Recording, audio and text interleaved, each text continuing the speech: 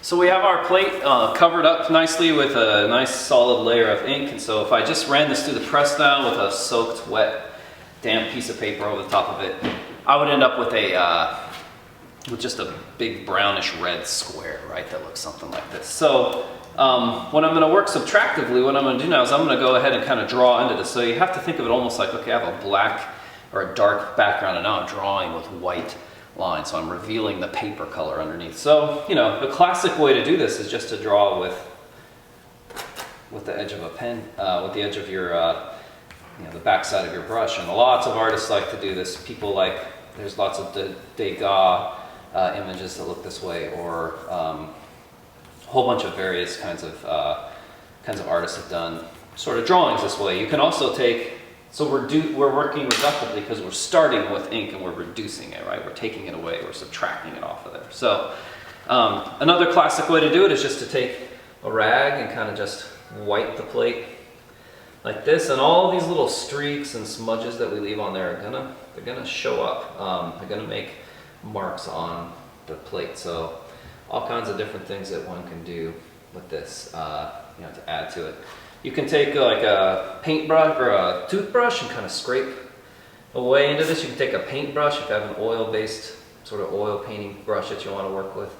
You can do that. There's kind of no end to the varieties. One of the things I like to do is you can get some kind of cool textures with a card. So if you just kind of draw with a card, and you kind of want to watch out for the ink building up, because one of the things that will happen if your ink is too thick on here is that it'll end up wishing all over the place. So we'll probably see a little of that when I go to print this one. But there's lots of, yeah, like I said, lots of different techniques that one can kind of play around with here. It's like painting kind of in reverse, right?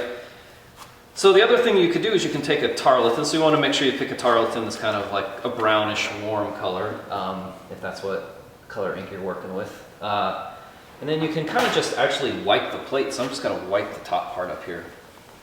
You kind of smear it around almost like it's an intaglio print, right?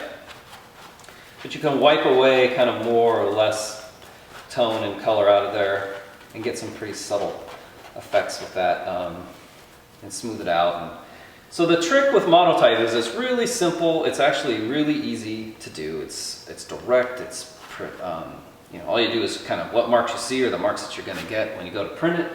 But the thing to know is it takes a lot of practice to get good about it.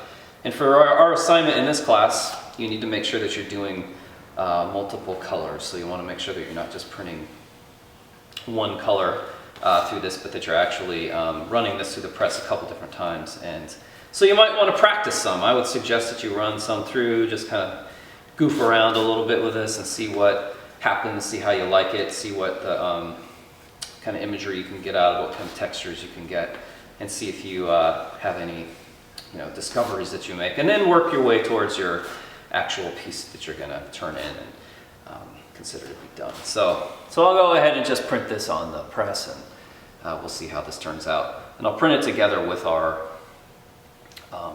with the second layer. So the additive layer that we're going to do next, we'll go ahead and add that in, and then you get to see how both of these plates look when you print them together.